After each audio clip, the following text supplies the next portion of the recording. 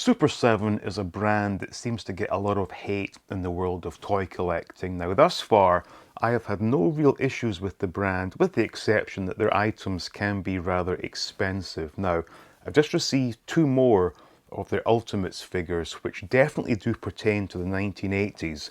So let's get these opened up, and we'll see if my vein of good luck with SUPER7 continues.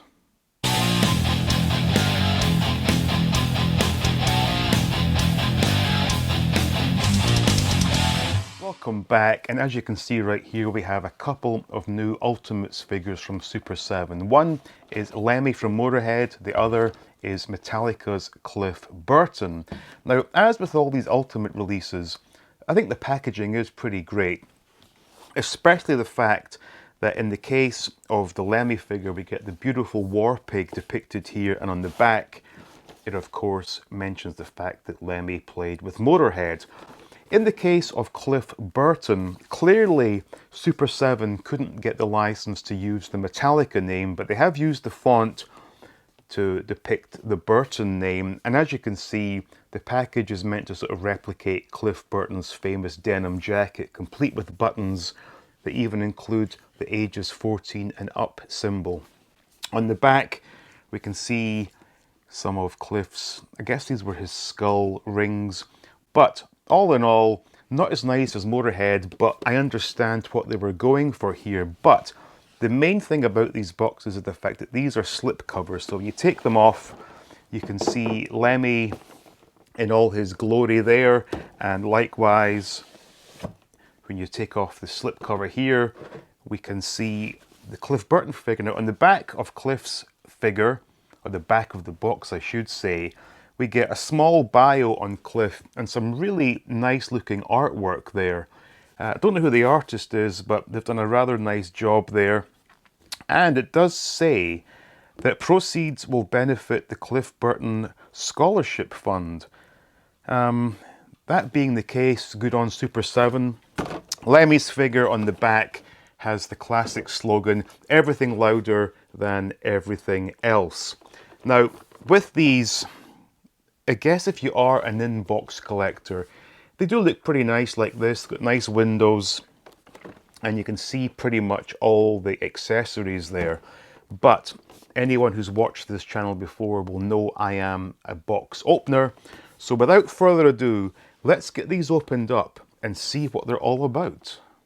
So prior to opening this, I should really have mentioned the fact that they have used a Ride the Lightning themed sort of artwork for the box, which makes complete sense because the figure is based on how Cliff looked circa 1985. So this all makes complete sense. Now, within the packaging, we have what could be used as a backdrop.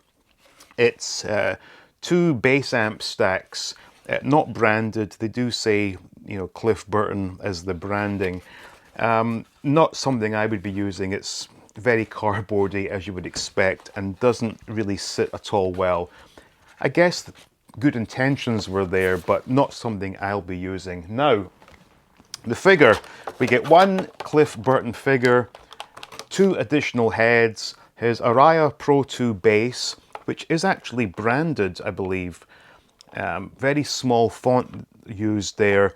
We have a series of interchangeable hands, and bizarrely what appears to be the Kill-'Em-All hammer, which does not tie in with the whole Ride the Lightning theme that's been presented, but it is what it is, not something I will be using.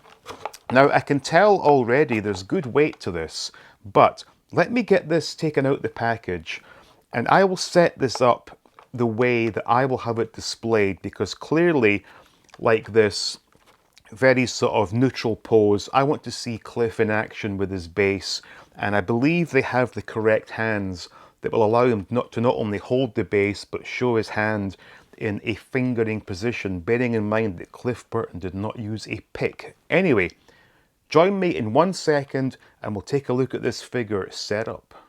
Now that I've got Cliff out of the package, just before I put his bass on, I want to mention a couple of things that I think are missing from this figure. First of all, there are peg holes on the bottom of the feet, but there's not a figure stand included, and at $55, that's the least Super 7 could have given us. But in my opinion, because this is a pretty well articulated figure, they should really have included a wedge monitor to put his foot up on, as he often did when playing the bass. That would have been a nice touch. The head, let me tell you this, the head it came packaged with came off no problem. However, getting this head on was extremely difficult and it took a lot of effort, so maybe it's a case of warming these up before you manipulate them. Aside from that, everything else is pretty good. There are no fabrics used on this figure whatsoever. Everything is all sculpted in plastic, but it does look the part. And interestingly enough, he is wearing his Misfits t-shirt, which obviously would not have been a problem for Super 7 because they also have the license to produce Misfit figures. But all in all, as a figure goes, very happy with this. And yes, I agree, the $55 asking price is absolutely extortionate. There is no way this is worth $55, but there are, I guess, mitigating circumstances for that. Mainly the fact that Super 7 is not a big company, and yet they do manage to get the licenses for a lot of pretty big names. And obviously with this not being a full-on Metallica product, they obviously had to pay something to the Cliff Burton estate to use his likeness. But all in all, really happy with this. So let me get him set up and I'll show you how he looks in his classic pose. So as you can see, the likeness to Cliff on stage in '85 is pretty good. And I guess in some ways having it look this good does go a little bit to justifying the cost, but let me maintain this is way overpriced for what you're actually getting. Now, interestingly enough, they have even put in the sort of hole in his jeans. They could have used slightly more flared bell bottoms. I think his bell bottoms are a bit wider than that, and they've gone for the sort of brown cowboy boots you often saw him wearing in the Cliff home video. Now, the Araya Pro 2 bass is looking really good there, and the sculpting on the hand is pretty much how his hand looked when playing bass. And all in all, if you're a fan of Metallica, this is definitely something you will want to add to your collection, but you know, just be warned, not cheap. There are other hands you can use. It's got a middle finger sticking up, and there's a hand that can hold this hammer, but why a Ride the Lightning Cliff would be holding a Kill hammer makes no sense to me. This is how I will be displaying mine, and as this is, I am very happy with this.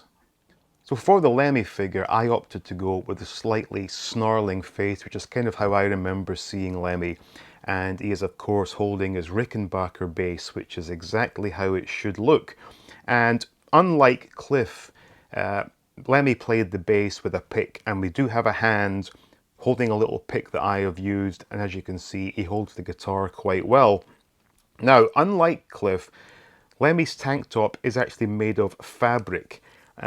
It's almost like the same material you would expect to see on a regular human-sized tank top, so that's pretty good. Everything else is of course sculpted and painted, but this pretty much depicts Lemmy, how he looked in the late 80s, complete with the white cowboy boots.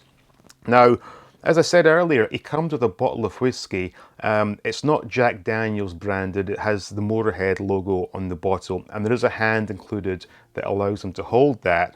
And what I think is really cool, because this is what Lemmy did most of his life, there is even a hand holding a lit cigarette. Not something you expect to see in toys in this day and age, but of course these are not toys, these are adult collectibles. But it's good to see that Super 7 aren't afraid to include something the character actually used. A couple of other fists. They all do have Lemmy's signature ring, so everything is really accurate. Even the tattoos are accurate.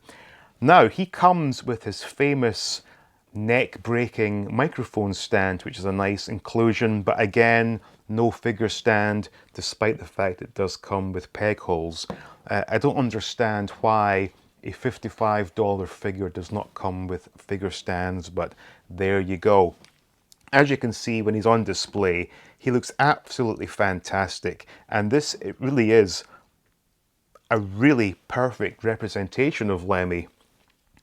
There's no question whoever sculpted this knew what they were doing, and likewise the fact they've got all the little details spot on, even down to the sort of pickup configuration on the Rickenbacker bass. Nicely done. So once again, another great Ultimates figure to add to my collection. So maybe I'm just lucky, but once again I have received more Super 7 products that I cannot find any fault with. I will stress again, and I've said this many times in the video, yes, these are way overpriced for what you get, but there are some mitigating circumstances as to why that should be the case. Price aside, very happy with these. Good sculpts, no issues with the limbs breaking. I don't know what it is. Maybe I am lucky, but thus far I have had no complaints with Super 7. So hopefully you enjoyed this look there at these two iconic bass players. And if you did, please kindly leave a like. Share the video if you will. Make sure you're subscribed and stay tuned for more videos from All Things 80s.